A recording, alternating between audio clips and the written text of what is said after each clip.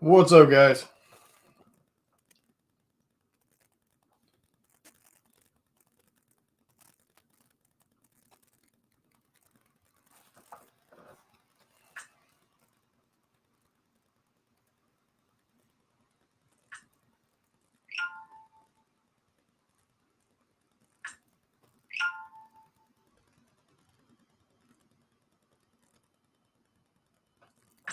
What's up, Miss Delgado?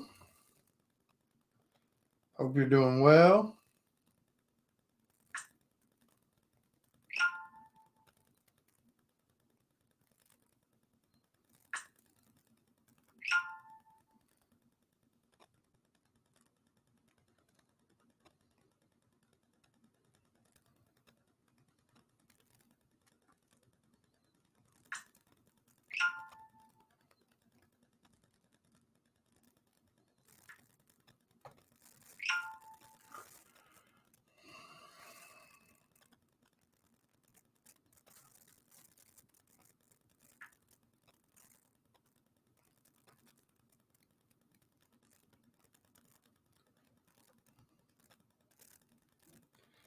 I saw that the Ripper Gene Kickstarter finished. So, congrats to Jason Turner and them for their Kickstarter. That's pretty awesome.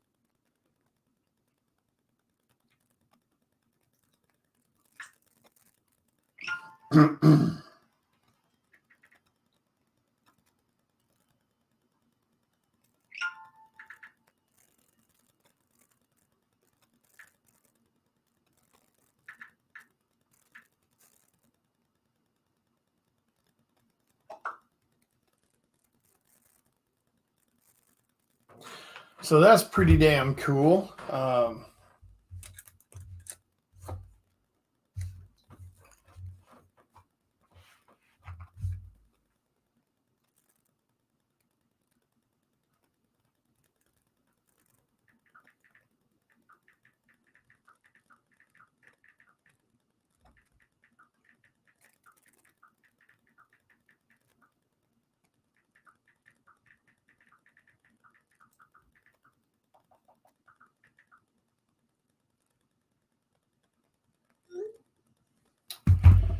What's up, Mr. Tim? What's up, everybody? Tute de fruite.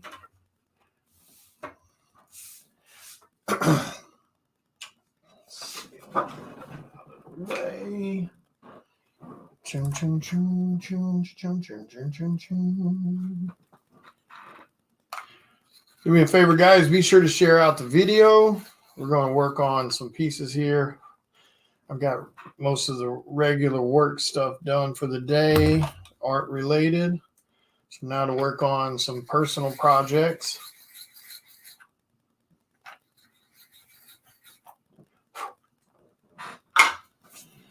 Start laying out the wings on this design. But yeah, I hope you guys are having a great evening. Hang on one second. I need to get my headphones so I can listen to some music.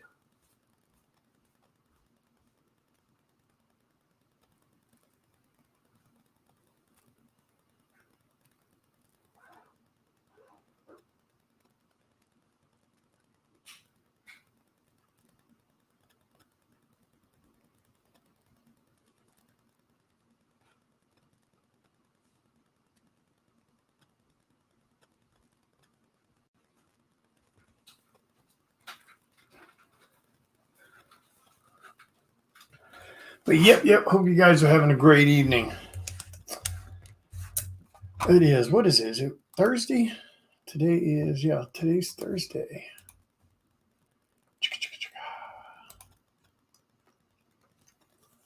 Get some music going.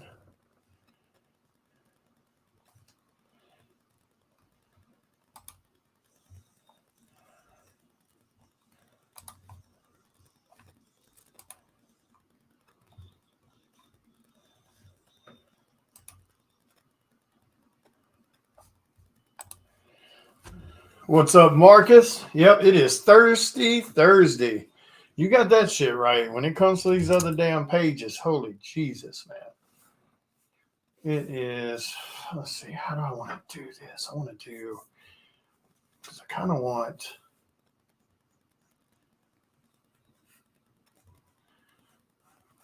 sort of site.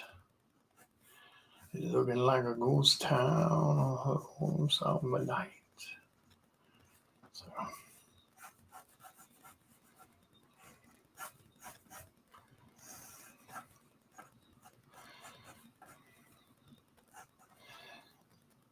Probably like something like that.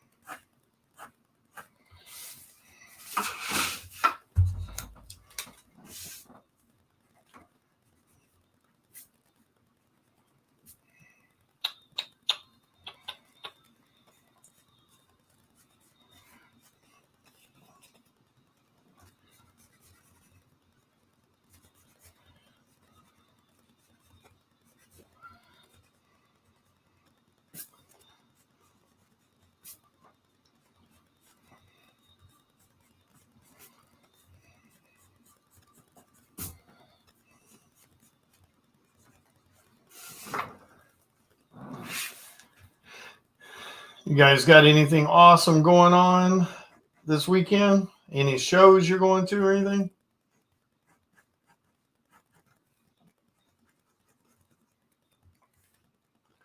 I don't know what cons might be going on or not, but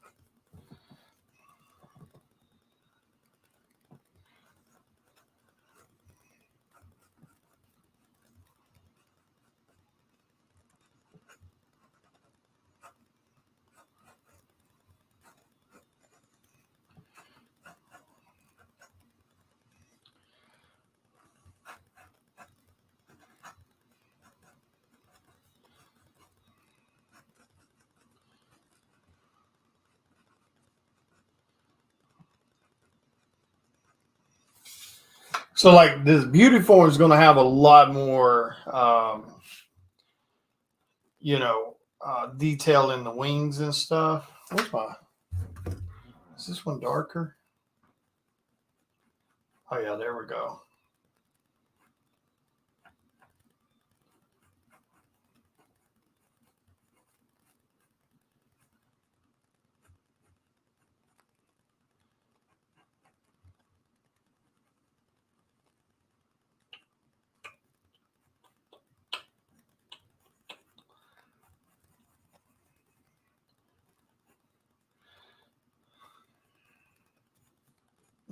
On the lonesome highway east of Omaha.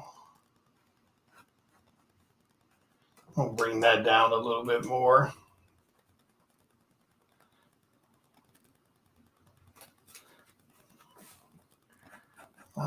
Before.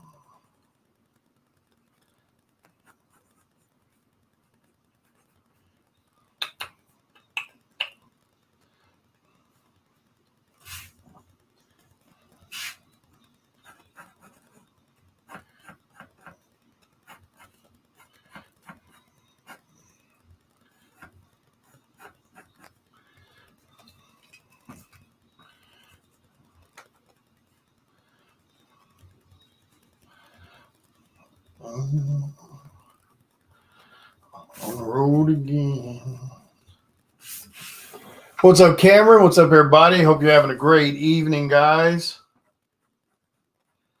Do me a favor, be sure to share out the video. Show us a little love.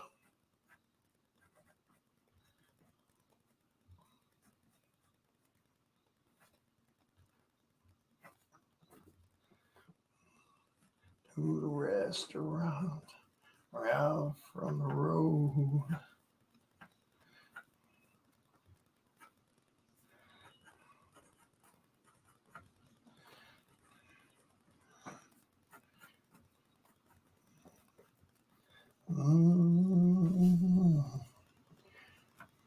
Yeah.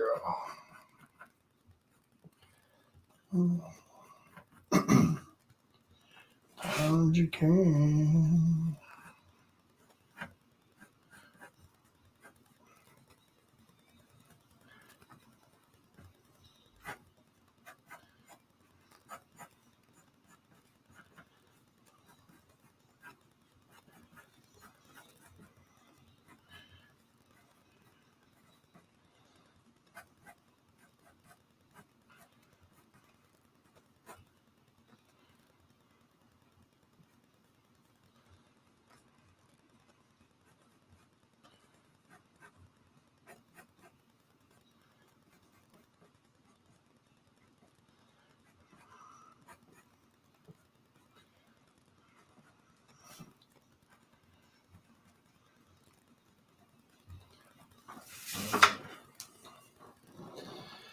Lots and lots of feathers. Yeah.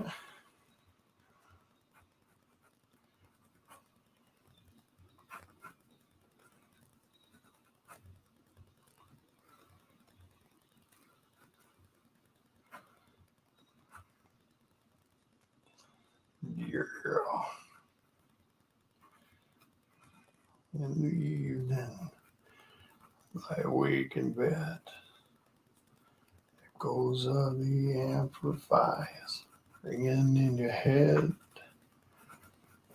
Day's last cigarette. What she said.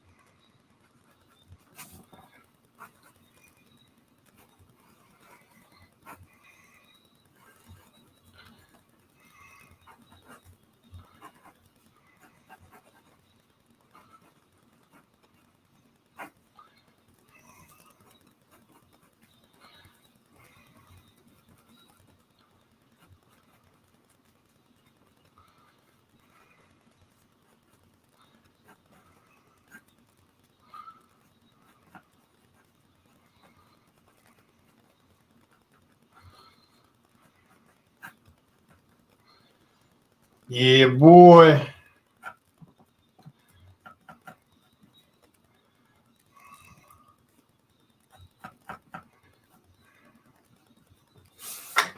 Wings on top of wings on top of wings.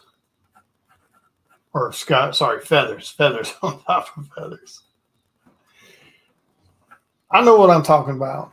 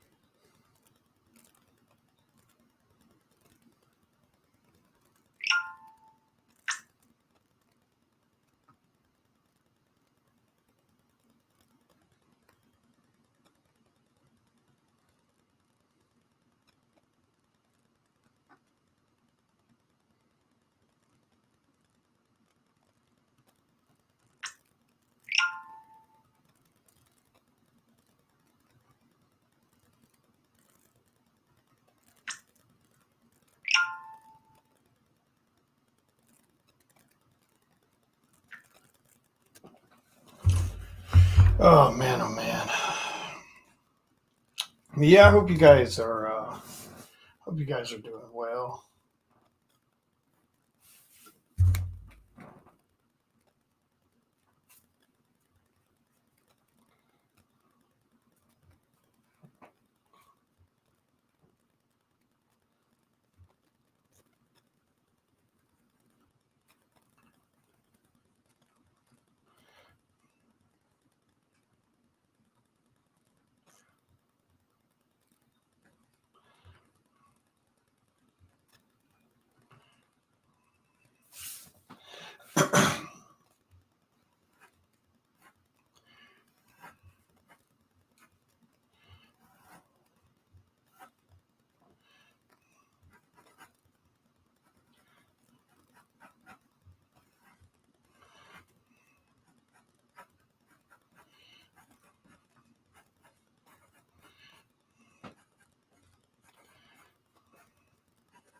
I was talking to a friend of mine about we were on the subject of like, hey, what's up, Chris? We're on the subject of we were talking about dating, and whether you're going out to date or whether you're doing apps, which is what a lot of people do these days that don't want to go to a damn bar or some shit like that. Because I mean, don't get me wrong, you can do a bar run and you can get laid that damn night. That's not a damn problem. um you know Random isn't hard. um but yeah, we were talking, and when you look at the dating scene right now, especially how delusional it's become. I mean, and don't get me wrong, I'm not trying to judge people on their looks, but at the end of the day, if you're going to sit back and call yourself a damn 10, and you're a 3 at best, if you want to play that scaling game, don't get me wrong, I'll play that scaling game with you, but um, it's so bad though, because you got people that think they're going to land the one percenters, and the one percenters aren't paying them no damn attention. I don't give a shit if you got an OnlyFans page or what you're doing. One percenters aren't paying you any damn attention. You're not on their level, you know, and but yet they're being so judgmental about judging the men and stuff in the dating scene, and I'm like, what the hell? I mean, you're going to set up here and you're going to pass up possible happiness with someone because you think you're a 10, and and you're going to pass up a chance with someone because you think that dude that makes 6 figures plus 7 figures is going to be shopping in your network. And that's just not happening. I'm sorry, it's just not. And then you go look at like I even jumped on an app the other night. He was telling me, check out this app. So I got on there and was looking, and I'm like, Jesus Christ on a cracker. Because apparently some of these apps have added live streaming to them, and people are just live and you can jump in their videos and talk or whatever.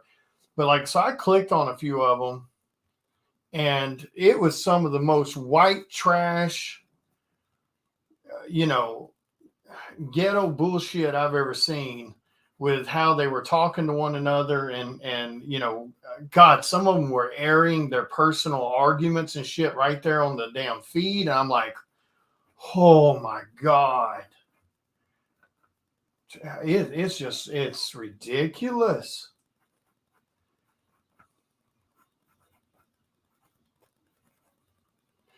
I don't even understand how they can take the shit serious. And then like after just a handful of minutes looking at this, and I mean from, oh God, dog, man, it was just bad. I was like, no damn wonder, so many people are kind of staying single. Because I mean, you got OnlyFans bullshit, you got dating out bullshit, and now apparently dating outs have live videos, so you're getting all the attention you want there, no matter whether it's shitty or attention or good attention. It's attention. Yeah, it's bad. It's bad, Miss Delgado. It is bad. You know, and it's what's so sad about it is these people that are jumping on this OnlyFans shit and or running around sleeping with everything. And don't get me wrong, it's your life. You do, people can do whatever they want to with it, but you have to use a little common sense at some point that you're going to be left alone because you're going to blow the majority of your young years, and then you're going to you waste them on this OnlyFans shit and everything else, and then nobody's going to want to give you any damn attention because most people that have any type of dignity for themselves, isn't going to ride the choo-choo train that everybody else has been on. Sorry, get mad at me if you want to. I'm sorry, it's just truth. Anybody with any damn value to themselves aren't going to, be in that situation. Money ain't that damn important. And I mean, that's speaking as somebody who spent most of his life with no damn money. I don't know, man. It's terrifying. You look at this and you're like, oh shit. I mean, how can you even trust anyone? Like I said, I was like I said, that app that he told me to look at, I jumped on it and I'm looking at these live videos of these people putting all of their personal information, baby daddy, mama drama bullshit and everything all over social media for everybody in that live video to see and hear.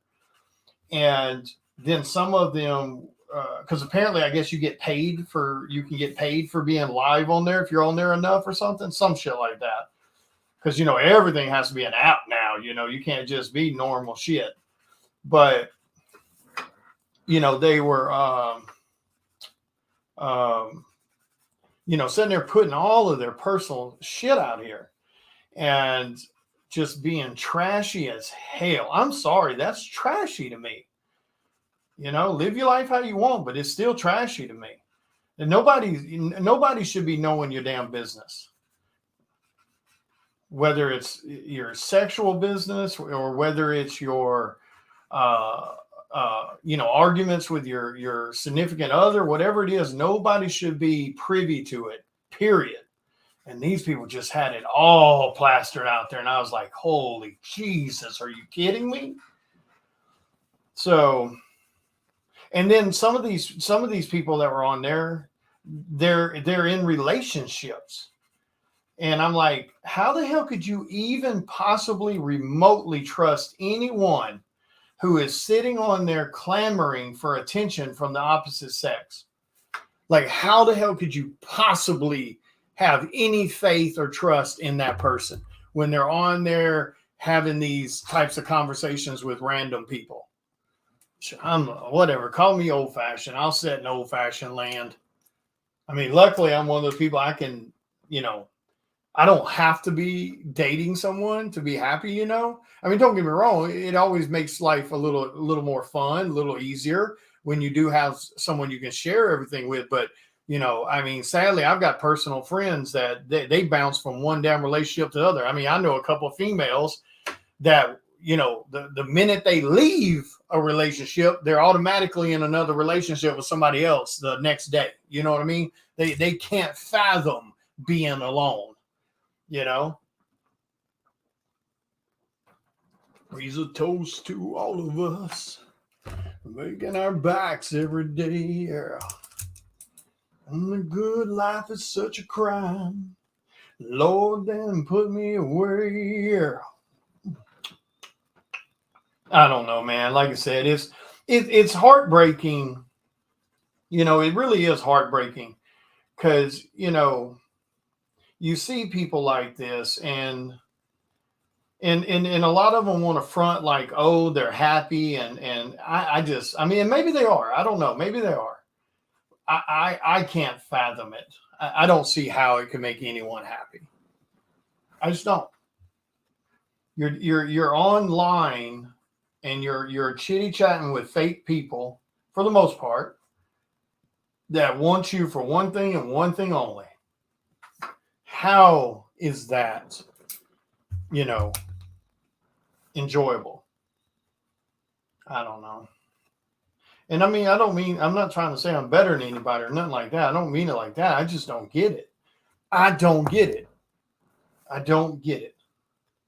Plastering all your personal shit on there, everything. I don't get it. You know, that's all right. I'll stay old fashioned and alone if I need to. You know,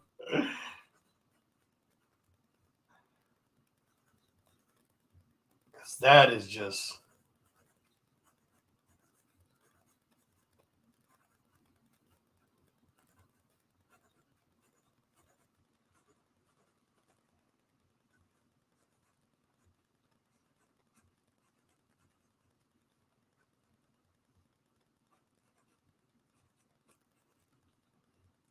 I mean, am I just that out of touch? I mean, is that what it has really just come to? Is that pretty much what it has turned into? Just get you booty calls and shit like that. You know, while you can. Is that it? Uh, Call me crazy, man. Call me crazy.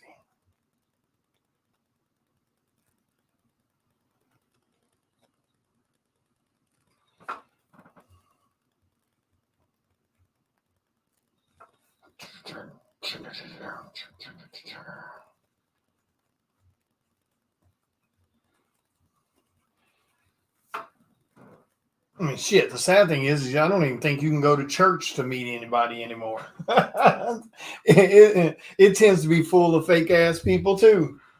Oh man,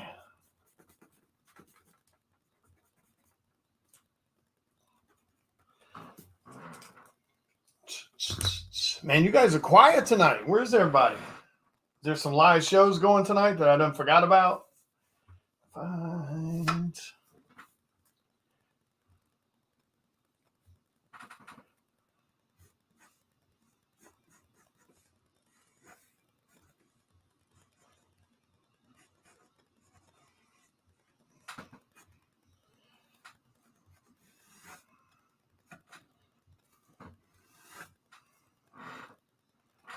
Here we go.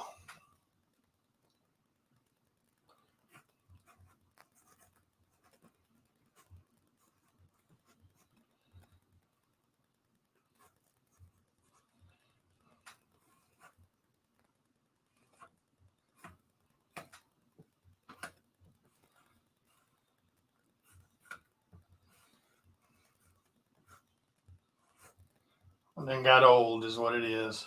I just don't fit in with the cool kids no more. I mean, to be honest with you, I mean, I probably don't even have the time to try to do any of that kind of shit. You know what I mean?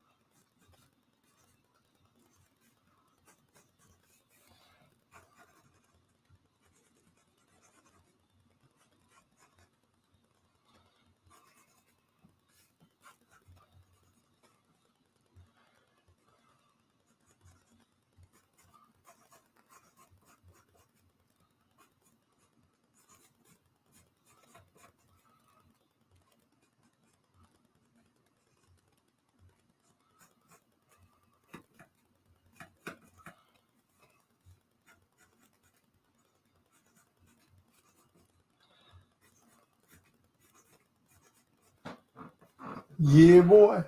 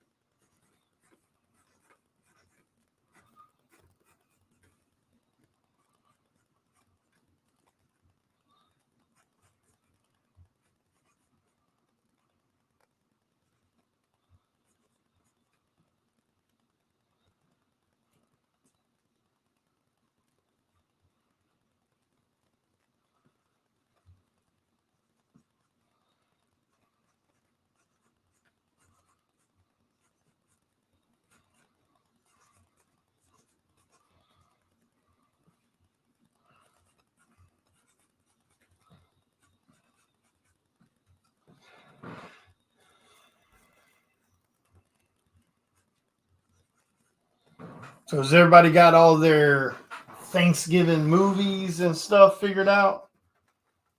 Gotta break out some of my ones I usually watch every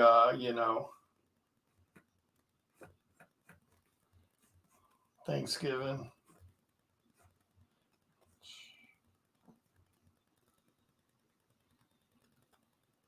Oh, did I seriously just?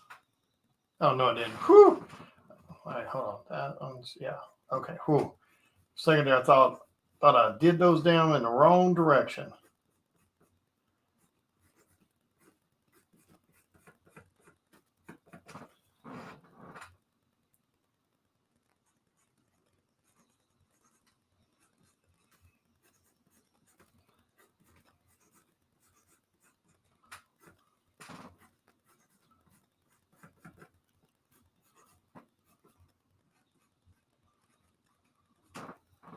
Yeah, boy. Damn, you guys are quiet. Or is chat not working again? We had that happen the other night. People were talking, I couldn't see shit.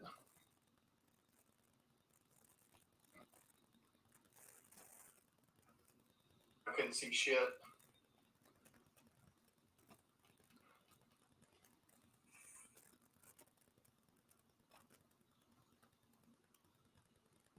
Ah, cool.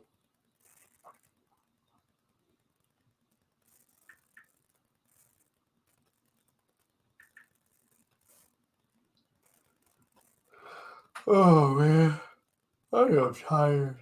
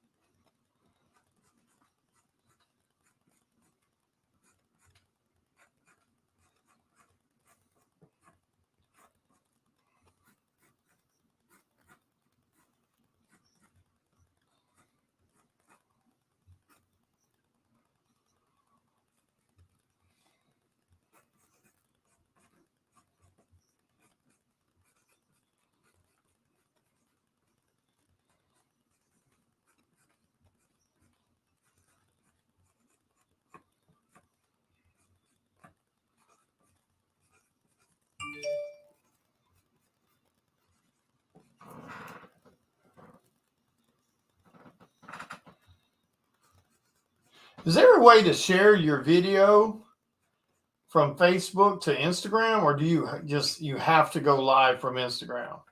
Anybody know?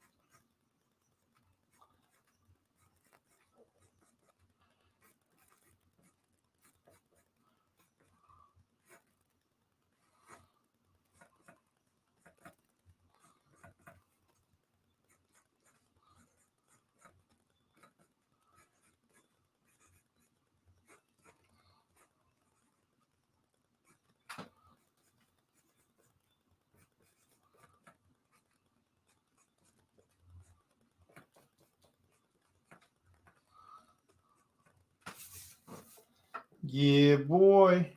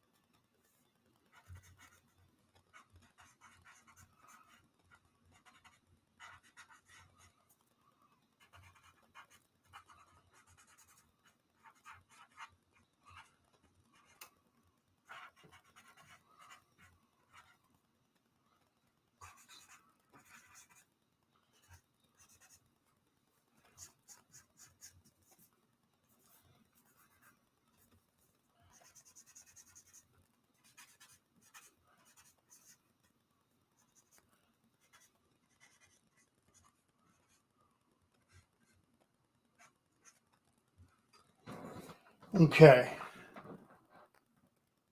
Thank you, bud. Yeah, this one was definitely time consuming.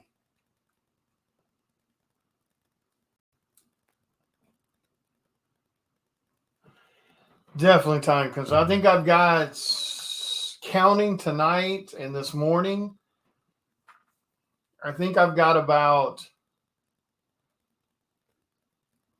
just on this pencil part, let's see, probably about what?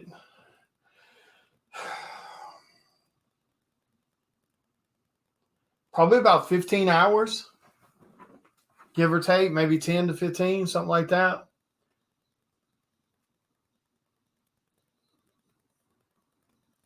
Yeah, probably about 10 or 15 hours, give or take.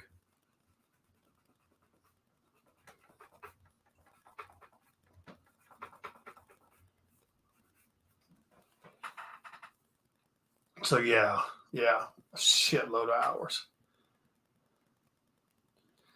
Yeah, because I think Abaddon, I've got about 8 hours in. Yeah, I think this one, but it didn't have all this, intricate shit you had to do. So I think Abaddon's probably about 8 hours. This one's probably about 11. You know,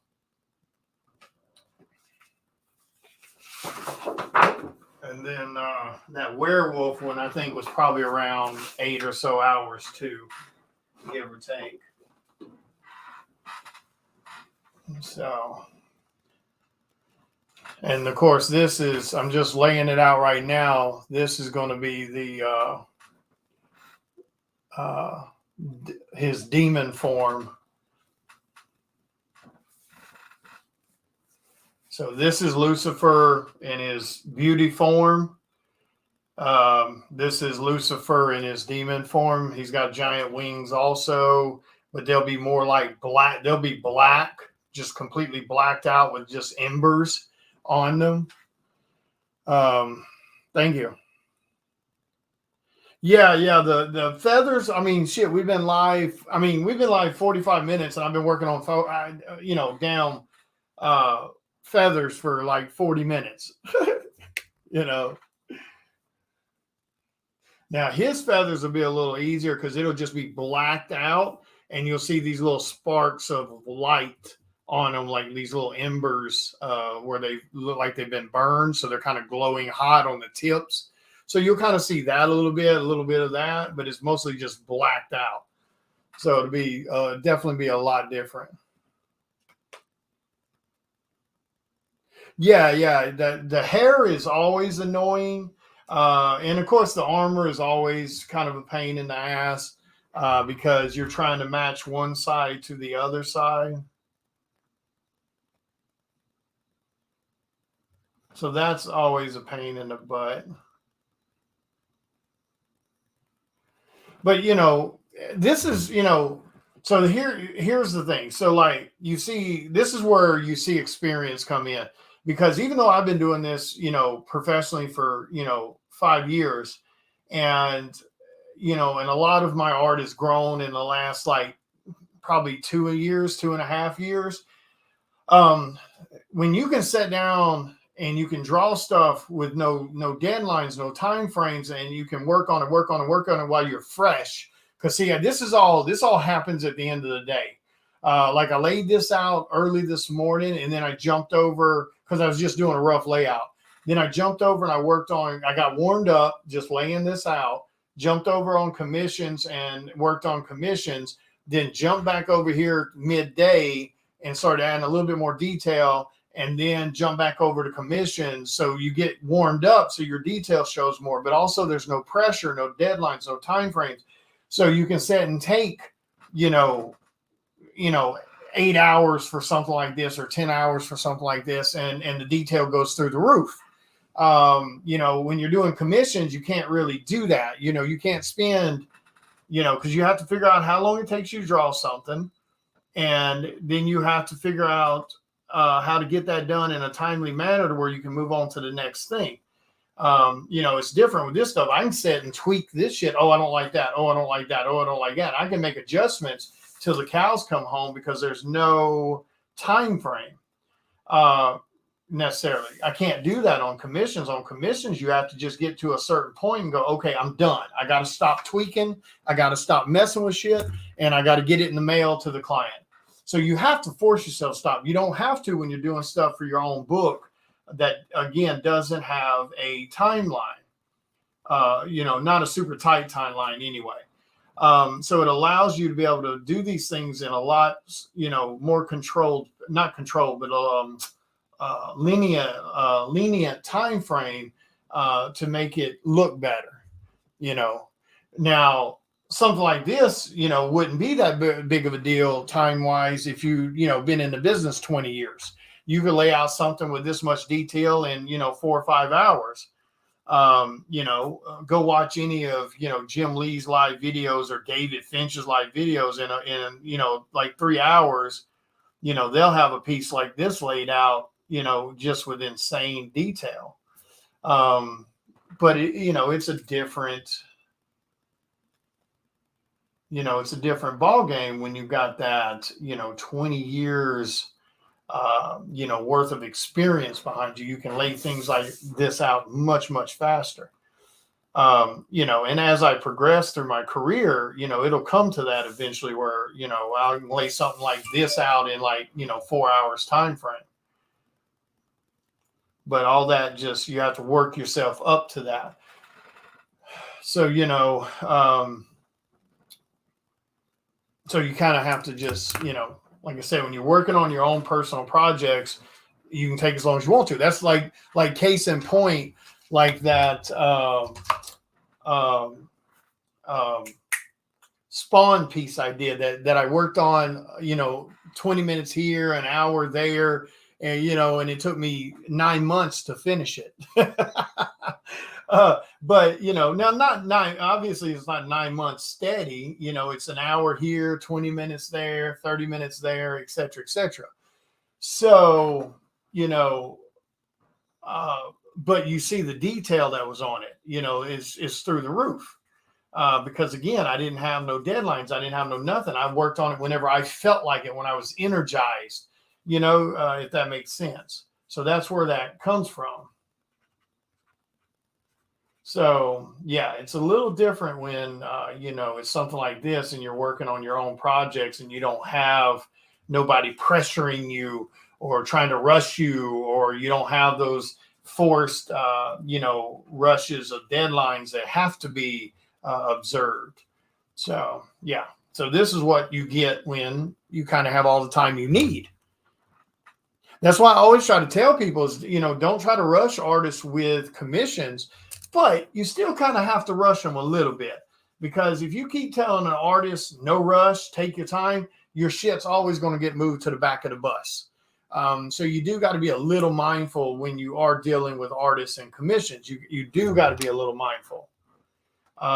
You got to be careful how you throw that wording around, Otherwise you'll end up with, 5 years in and you haven't gotten your piece yet. And that's what happens. But you also don't want to be that guy that you just got on someone's commission list 2 damn weeks ago and you're in their PMs asking if they've gotten to your piece yet. Don't be that person. Because if you're dealing with Joe Blow, who's not a professional artist, but you just happen to like the way they draw, and they're not doing covers, and they're not doing serious commission orders, and they're not doing Comic-Con travels, etc. Sure, that guy might be sitting around twiddling his damn thumbs waiting for you to put an order in, but I promise you the rest of us are not. My commission list opens up twice a year for half body and full bodies.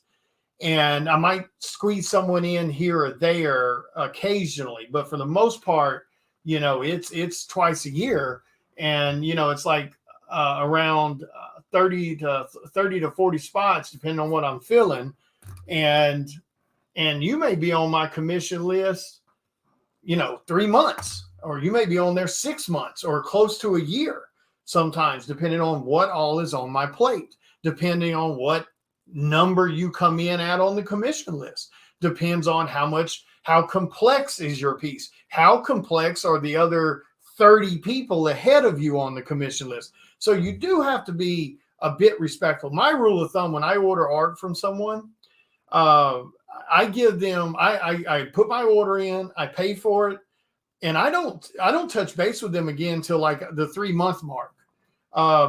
And if I haven't heard from them by like the 3-month range, then, you know, I'll touch base with them and say, hey, you know, I just want to see what's up, you know, and even then that's all it is. It's not me rushing them or, you know, anything. I'm just checking in, you know, because if you have a busy artist, even one that busts their ass to get stuff done as fast as possible, that isn't sitting around playing Xbox and Call of Duty and you know, sitting around smoking their damn pipe, you know, 24/7 and shit like that. You know, it's not unusual to be on a commission list anywhere from 3 months to 6 months. Like I said, that's not unusual at all. So don't get impatient.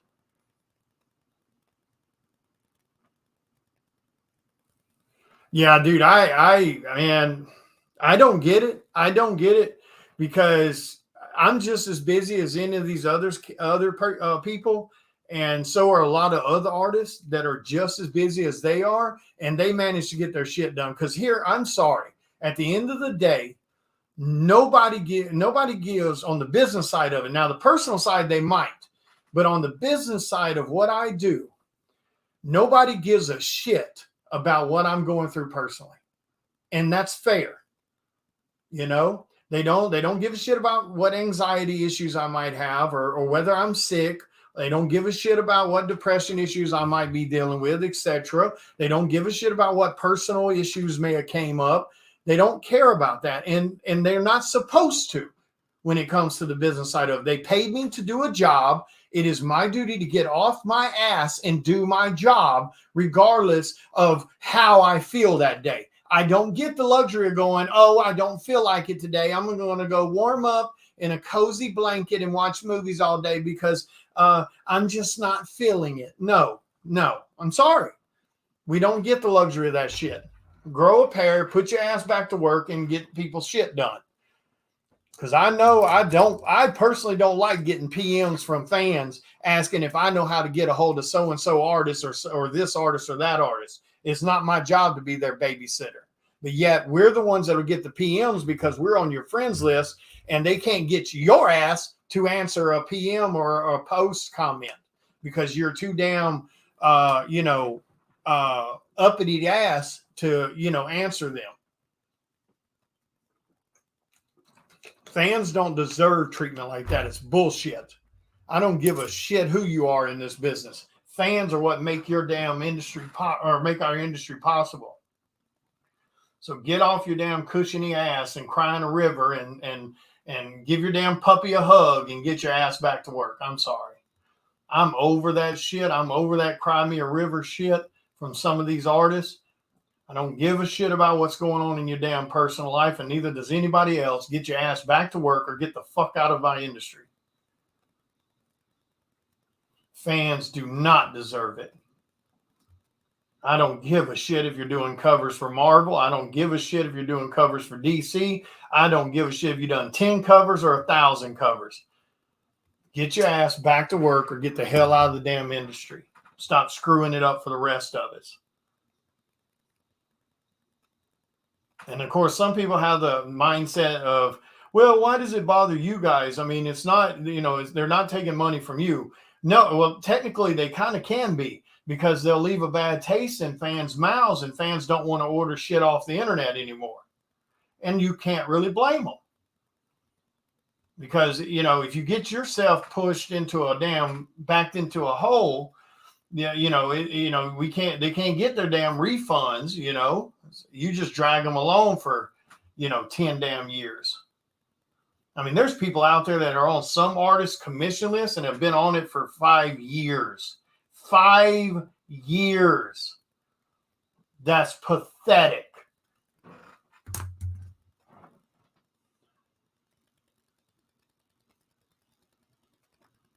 Oh, they do. Like I said, man, that's why we take it personal. Or some of us take it personal. Now, to be fair, most artists aren't going to say shit because they don't want to rock the boat. I don't care. What I've learned in 5 years of doing this, and the first 2 years of it, kind of playing the ass kiss game in certain areas, it doesn't get you nowhere. Those people don't help you out anymore. They don't do shit for you. What's up, Hector? Thank you. I appreciate it, man. So, it's not worth it.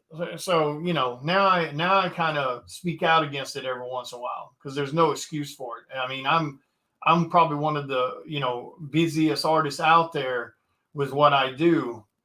And I can manage to keep my word. I can keep my deadlines. I can keep my promises to fans. So can every damn body else. And I travel just like the rest of them. I do somewhere around down, 2 to 3 Comic-Con appearances per month from February to November. And how many covers have I dropped in 4.5 years? 75 plus. And I've got 10 on the burner right now that you guys haven't seen yet because we're waiting on the permission to reveal them. So there's 10 covers already you guys haven't even seen. That's not counting the other 75 that's been done in 4.5 years. So if my ass can do it, so can any damn body else. That's what irritates me. They just don't want to do it. They don't want to sacrifice what needs to be sacrificed to do it. They want to go play Xbox. They want to work 4 hours a day. And then they want to go do, bullshit and mess around and all this other shit. And then cry a river when they back themselves into a corner. Then they want to talk about, making these posts about woe is me and shit like that. And whatever. Get your ass back to work. What's real aggravating is when you see people do that shit to fans and they got shit handed to them when it comes to, getting certain cover jobs and shit while the rest of us busting our butts barely get noticed by the bigger companies. So excuse my language. That annoys me. Because that's the way life is. If you'll notice that's the way life is. Usually, stuff gets handed to people who half-ass it. I don't know why. I mean, I know me personally, I wouldn't hand nobody shit that didn't have a proper work ethic. I wouldn't hand them nothing. But, it's whatever.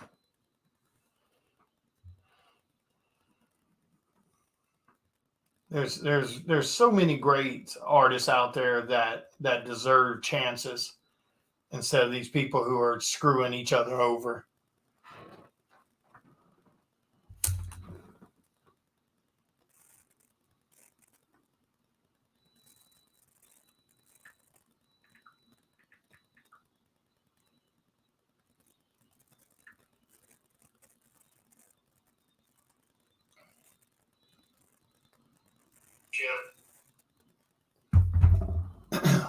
What's up, guys? Hope everybody's doing well tonight.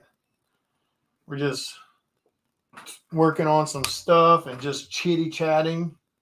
Feel free to ask any questions or anything like that if you're new here. And if you're returning, welcome back.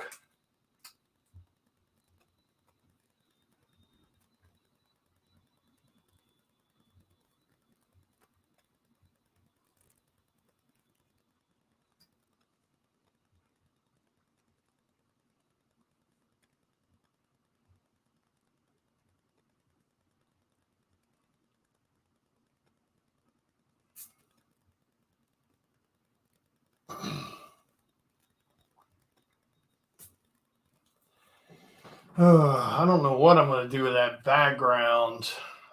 What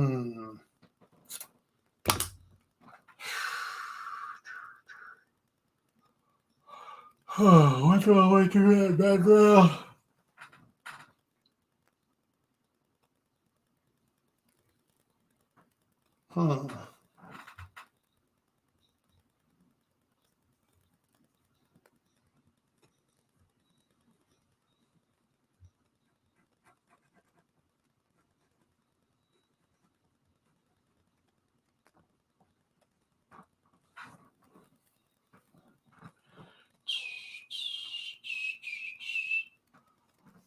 Oh, yeah.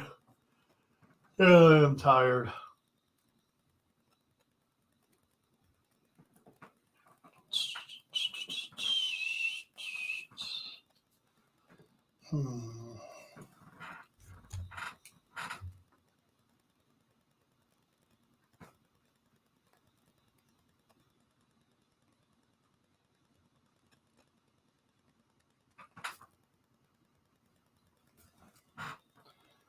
Something.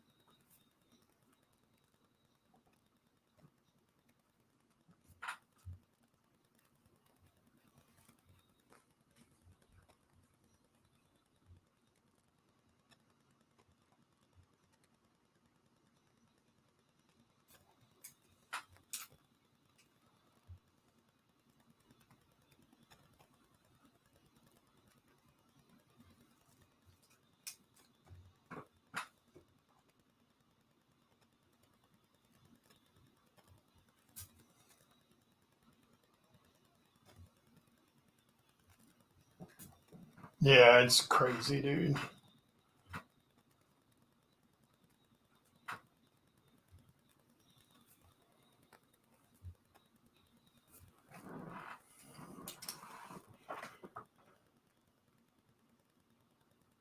Got no choice.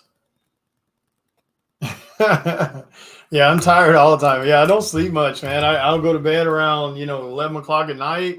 I'm usually awake around 5ish.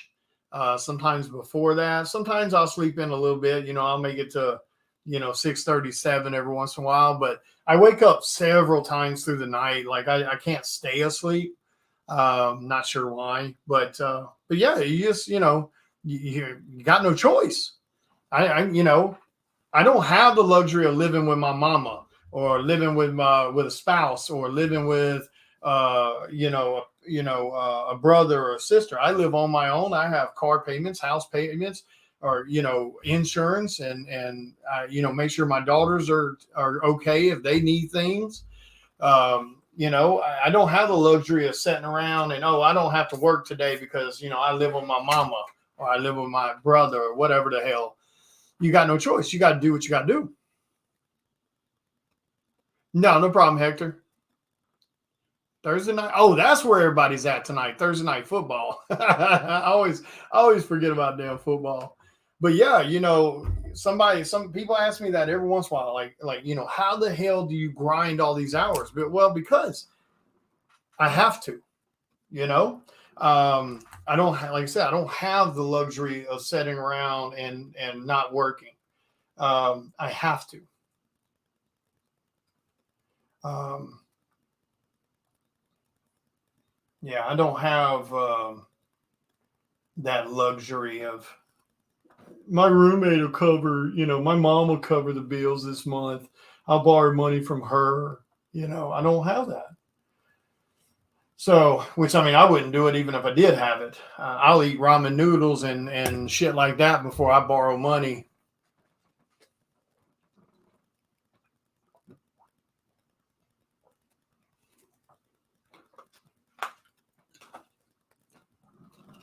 Yeah, well, and that's always. I mean, again, I was raised by a whole different generation than a lot of people. Being raised by my grandparents. We were, you know, I was taught you work until until it's time to stop at night. You know what I mean? Like you get up and you work until you don't put in you don't put in you know 4 hours, 5 hours and call it a day. You don't put in 8 hours. You can't really do that when you're self-employed. You can't really do 8-hour days and call it a day. It just doesn't work that way, especially in the art industry, because we are easily out of sight, out of mind. That is super easy to happen in the comic world, in the art world. Fans will forget your ass real quick in a lot of cases. I mean, I've got thousands of people on my friends list, and there's names I haven't seen in one of these live videos in 3 years. You know, um, they find somebody else to follow, or they find someone else to, watch their live shows, et cetera, et cetera. That's the way it happens. You'll have your, the crazy thing is you'll have your hardcore fans will latch onto you, and for whatever reason they're just super fans of you. They'll show up to as many events as they can do to see you. They'll support as much of the work you do to see you. And those are the ones, and they're the ones that'll spend money on commissions. They're the ones that buy exclusives, support your Kickstarters and stuff like that. And you want to make sure you take care of those fans.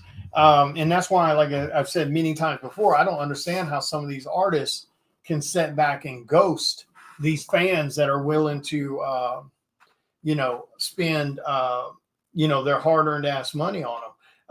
That shit's mind-blowing to me. And because, like I said, fans can be very, very fickle. Like I said, 1 minute they're all over your work, and then the next minute someone else pops up, and and money is limited for most of the people. Art is a spontaneous buy. It's not a necessity. Neither are exclusives. Neither are Kickstarters. So they only fans only have so much money they can spread around. And a lot of you guys, bless your hearts, y'all do so much to try to make sure that we're successful. And like I said, that's why I can't fathom how some of these damn people, just because they got a set of boobs and they're pretty, or they happen to be buddy with the right people to get the right covers, and for some of the big companies, and then they want to shit on fans, and the fans are what made it all possible to begin with. I don't get that. And and when you do this as your sole income, you have to stay relevant. You have to constantly be in the eye of the public. You have to constantly be producing work, posting art, doing covers and things like that. And because like I said, you got your hardcore fans, but then you have the fans that are just kind of casual and they bounce around, and you have to have a mixture of both. And like I said, fans in general can be real fickle sometimes, and just the shiny new toy pops up, and that's where they go. I've got fans on my page that used to be in my live feeds a lot, or backing exclusives I did, and I hardly ever see them anymore. But yet I'll see them over in someone else's, post or someone else's live video, and that's just the way the art industry works. And that's okay. You're allowed to be fans of whoever you want to. You're allowed to spend your money wherever you want to. But like I said, it's a juggling act. You got to make sure to keep your fans happy, your hardcore fans, the ones that show up and show out for everything. And then you got to try to be able to, also generate new fans and hang on to those and convert those into hardcore. And you're not going to convert everyone. I've got 4,700 people following me on Facebook. The art group's got another like $2,000, 2,500, 2,000, something like that. There's 1,700 in the other art group. The public art group has like 900. Instagram has like another 1,700, 1,800. And you might see, you're not even seeing 1% of that. So that's how chaotic it is, you're not even seeing 1%. Think about that for a moment. Let me cut a light on. So think about that. Even if you just count Facebook alone, let's look at it from a numbers game. Even if you just count Facebook alone, and you look at, okay, my Facebook page has, 4,700 people or whatever it is following me. And we're doing a Kickstarter right now for Psycho Sal. 4,700 people, and there's 88 backers on the Kickstarter. So that's what I mean by you're only reaching a small portion. So, seeing somebody with, 4,000 followers or anything like that. It doesn't really mean shit, because the sad thing is you got a lot of artists on there that have, gotten on your friends list, whether you invited them or they sent you an invite, that will never, ever, ever, ever interact with any of the shit you're doing, will never mention it, will never say hi, will never do nothing. People just collect numbers on a number counter. Then you have retailers and, flippers and online sellers and admins of groups that send you friend invites that will never partake in any damn thing you have going on. So that's why it blows my mind when I see people treating fans like shit, ghosting them and not answering their comments on posts and things like that. This is my rule of thumb. This is the way I judge it, because I'm just as busy as anybody else in this damn industry. Travel, covers, commissions, etc., etc., etc. I'm just as busy as any of the others, and there's a lot of other artists that are just as busy. I look at it like this: if I got an artist on my friends list, and let's say their birthday rolls around, and I see their birthday thing, and I say happy birthday to them, and they can't bother to say thank you, bye-bye, see you later, bitch. Because that's the way I judge it. Because you're going to see the notifications, whether you see it that day or whether you see it a couple days later. You'll eventually see the notifications. And we're all on this little bastard every single day for hours upon hours upon hours, because we have to do social media work, answering PMs, replying to comments on posts, and things like that. I mean, a lot of us try to interact with you guys on everything you do. If you comment on one of our posts, we try to say thank you, or we at least give you a thumbs up on it, and then answer your PMs on Messenger and stuff like that. So I look at it that way. If I got, whether it's an artist, whether it's a retailer, comic shop person, et cetera, I don't give a shit who they are. If I see their birthday information, because you see that too, you'll see it kind of pop up on your newsfeed. If I see that one and I say happy birthday to them, take time out of my damn day to say, and they can't say thank you, I unfriend them. Because if they can't answer me on that shit, they ain't gonna answer you on nothing else either. And the same thing goes with artists who want to work on Psycho Sal. I'm not talking about the artists that I go ask to do a cover and pay them. But if I got some random person sending me a message wanting to do a cover for Psycho Sal and wanting to be paid for it, obviously, of course, but they're contacting me. If I look at their page and I know they've been on my friends list for a long time, and I look at their page and they've never once shared Psycho Sal Kickstarter on their page, guess what? They're not doing a cover for Psycho Sal. Because why am I going to share my spotlight when you can't be supportive when it ain't about you? Get what I'm saying? Because I mean, we're on 5 Kickstarters, and if you've been on my friends list for 2 years, you've missed 5 Kickstarters. You see what I'm saying? Now all of a sudden that Psycho Sal's got some floor to it, some hype to it. Now you want to jump on the bandwagon. No, we ain't playing that game, because I don't have to have people on the covers. I can go pay whoever I want to be on the covers. I choose to let a few unknowns or a few people who may not have gotten to do many covers do a cover for the book. That's something I don't have to do, and that's something that a lot of the other people don't do. So it all matters, so you have to treat, if you're going, in my opinion, if you're going to be associated with somebody, you got to try to treat them with some kind of courtesy and respect. You can't share everything, but you can share the occasional.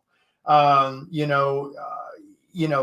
the same goes for fans. In my personal opinion, there is a zero excuse for ghosting fans. Absolute zero. Now, you may not can answer them that day, but if they've been trying to get in touch with you for 2 months and they still can't, that's some dirty bullshit, in my opinion, because I don't give a shit who you are. You're not better than anybody. So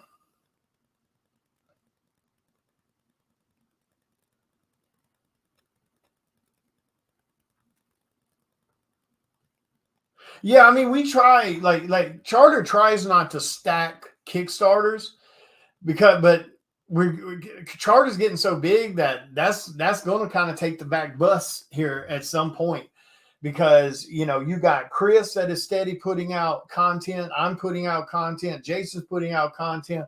and there's a few other that's under the Charter Bandwagon label, so to speak, or well, not I don't mean bandwagon, but under the label that they're putting out content too. So sadly, we try to, hey, when are you doing yours? Okay, when are you doing yours? So we try to, spread it out a little bit to where they're not going on at the same time, but sometimes that's just not going to work. So like I said, we try our best, but that's not going to be the case most of the time, especially now that things are getting a little bit more, progressed with other people's content and stuff.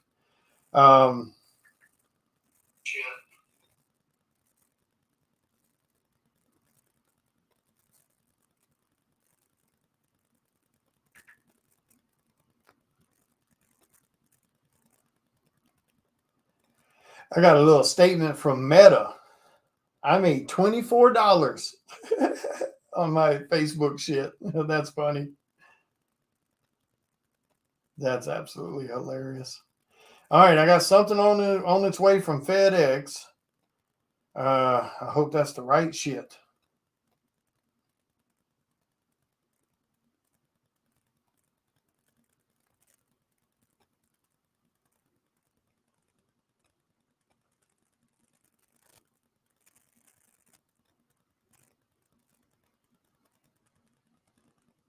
But there's, you always, like I said, it's a juggling act. It's a lot of work.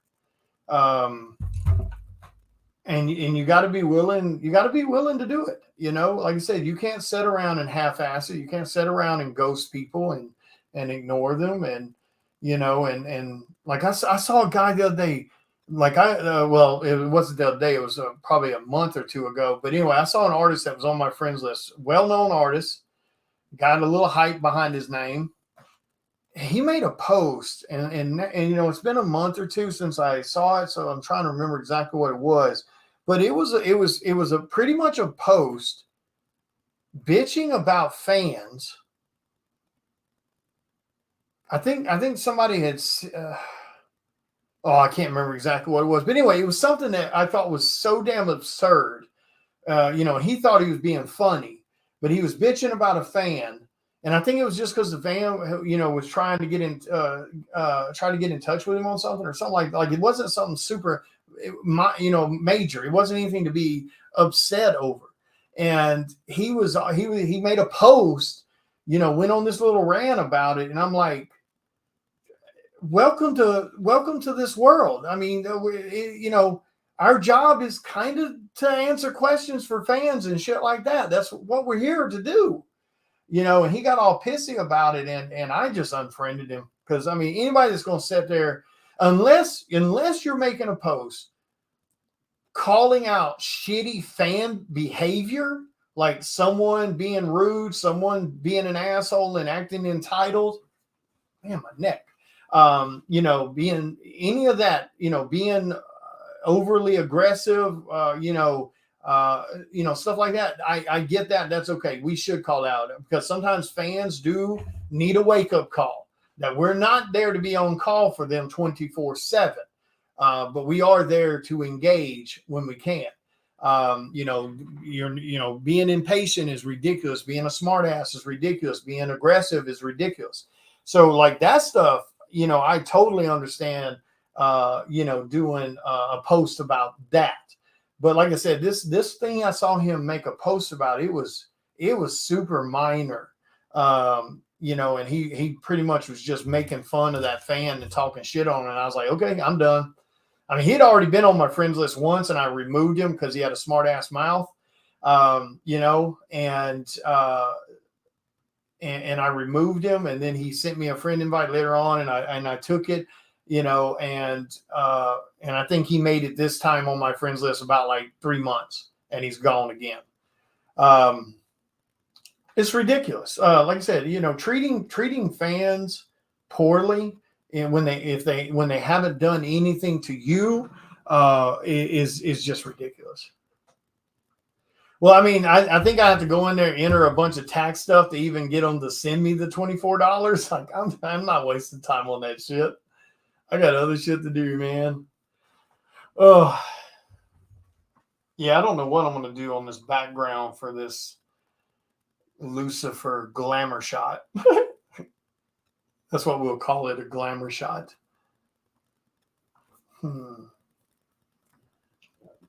Excuse me. But yeah, that's what it, this whole thing, like, it's, it's one of those interesting, things that, it takes fans to make this thing possible. It takes artists and writers and inkers, et cetera, to make this possible, and it still blows my mind sometimes how one wants to act like they're above the other. And I'm just like, no, dude, nobody outside this room knows who the hell you even are. Hell, the majority of people in this room don't even know who the hell you are, and you want to talk down to people. But yeah, it's a bit crazy. Let's see.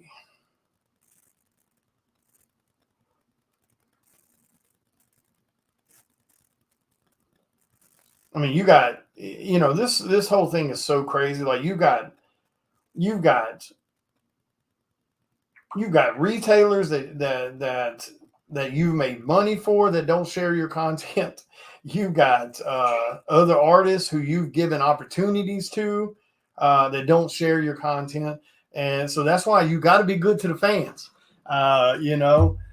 because the majority of the other people, they look at you as a threat, even though there's no point in that these days.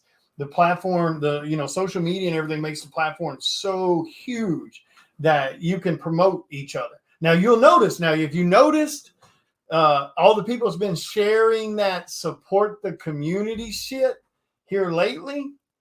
So I'm sure you guys have been seeing some artists sharing that shit out lately.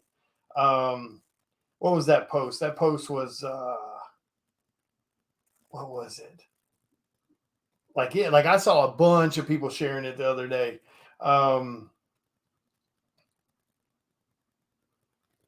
Yeah, it was that post that, it's okay to support another person who is doing something similar to you. It won't hurt your business. 100% true.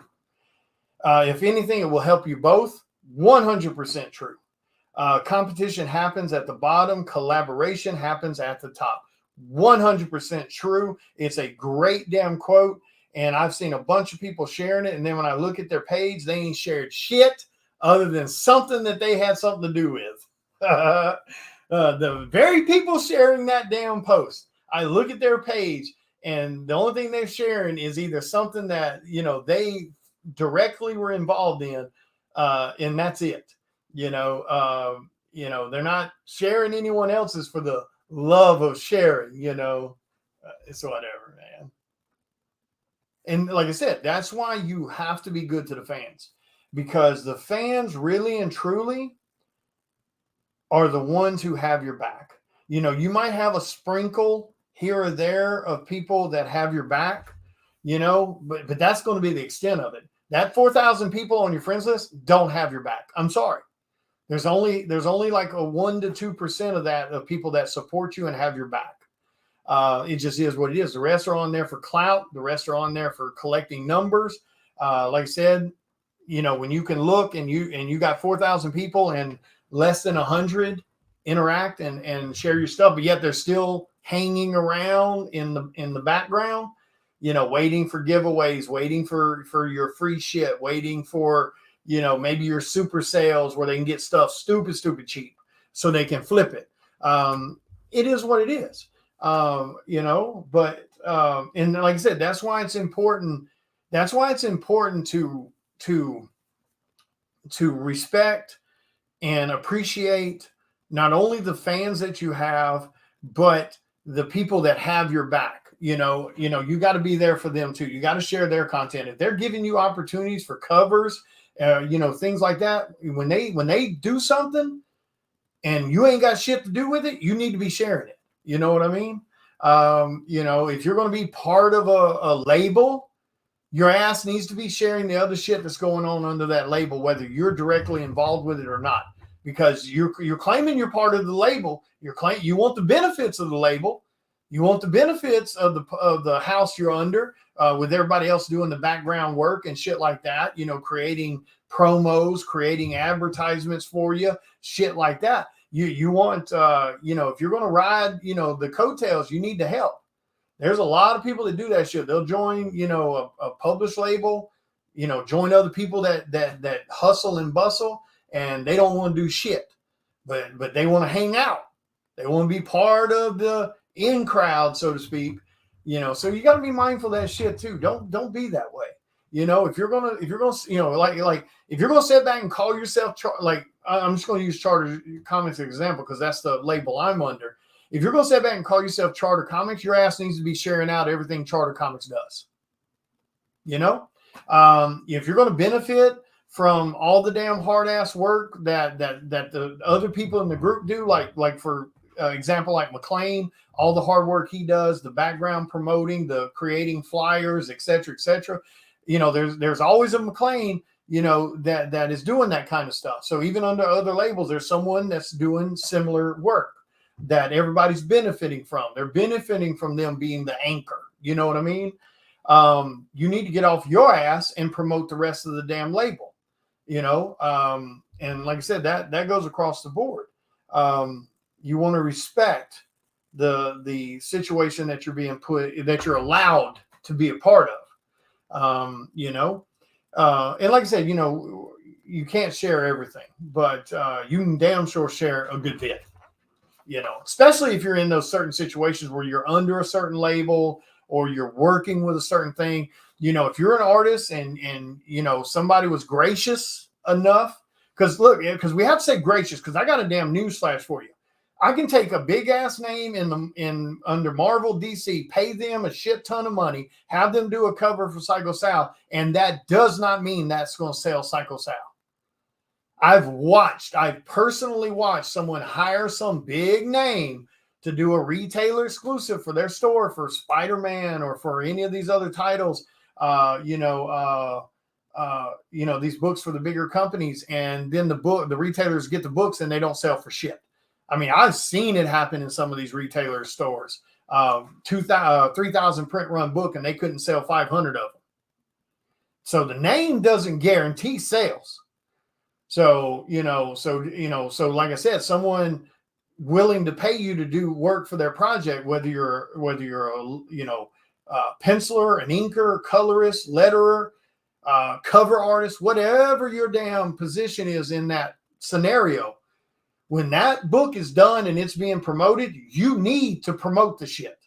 That's being respectful to the people that gave you the opportunity to do the damn cover, because that's money in your pocket. Because like I said, just because you did the cover doesn't mean that's going to be a number one seller, because 9 times out of 10, it's not.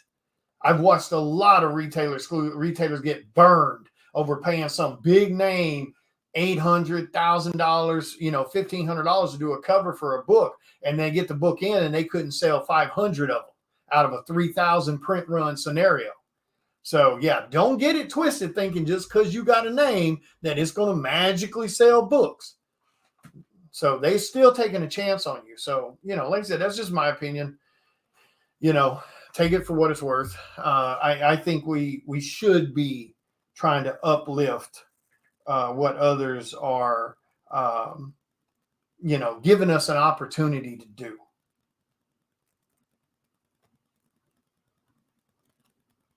Yeah, they're still covered.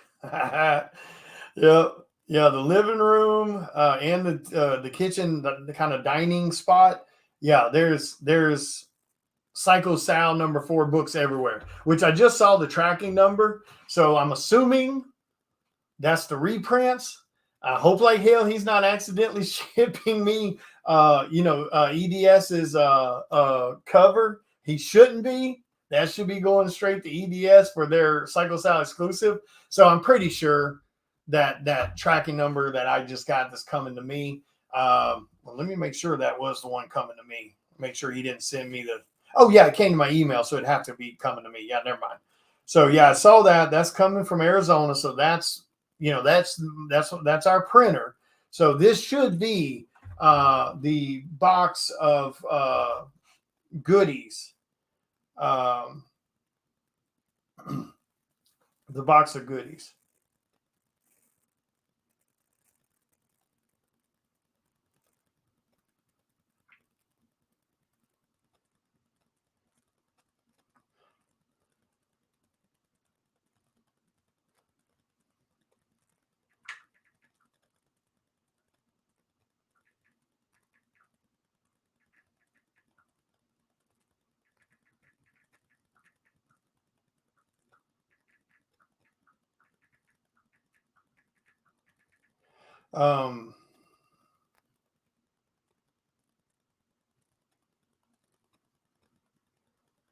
So those should be those. So as soon as they get here, which those should that package there should have the stretch goal stuff in it too. So issue number 4, man, was rough. But that's the way it goes sometimes. I mean, we had three books that didn't give us any hassle, and and so issue number 4 kind of gave us a little bit of hassle with some issues. But we're still within the time frame compared to everyone else, so it'll be okay. But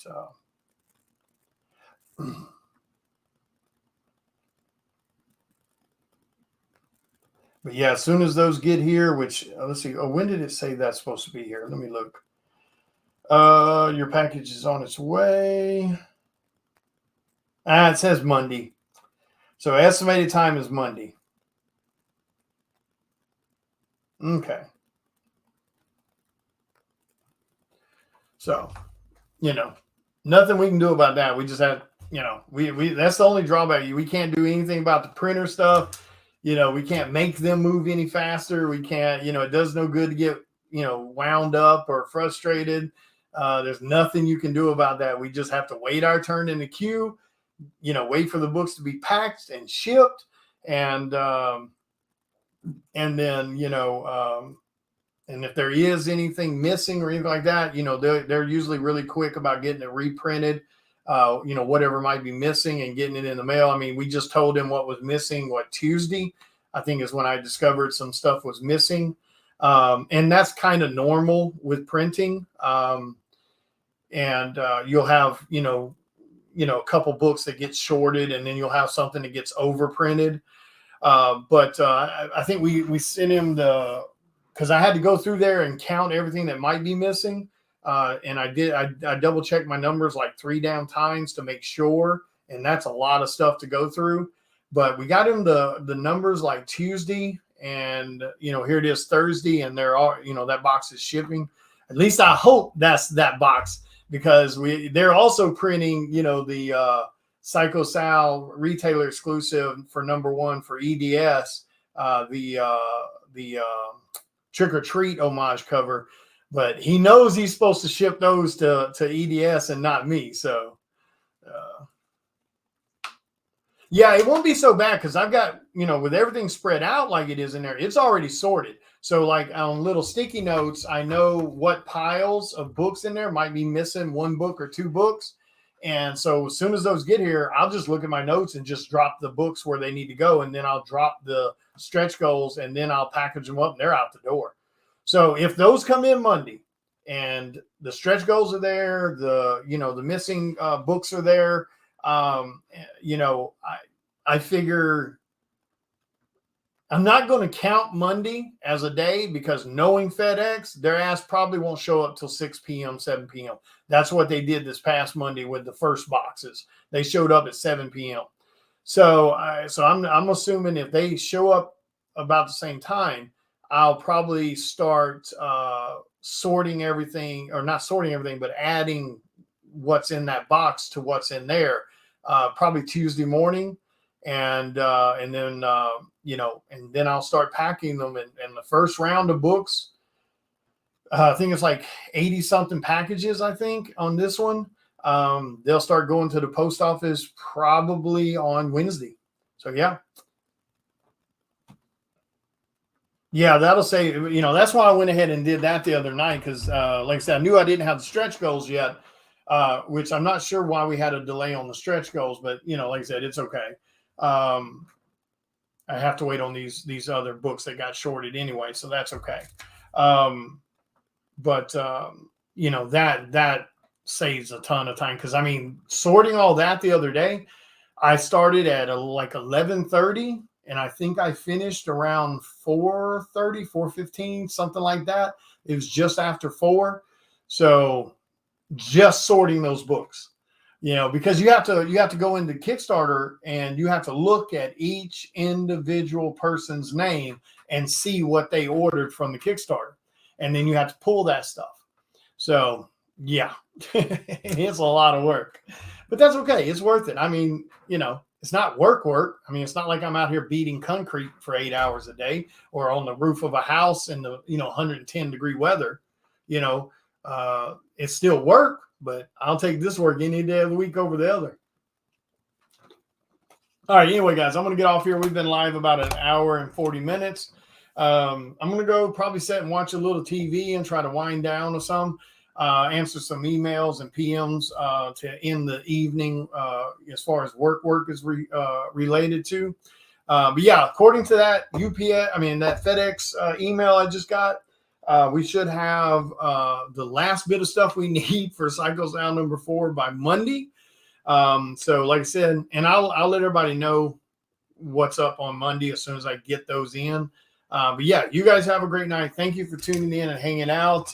If you haven't backed Psycho Sound, go back it. We only have like 7 days left or something like that. So don't miss out, guys. A lot of great down covers on that Kickstarter. So go check it out. But have a good night. Later, Cameron.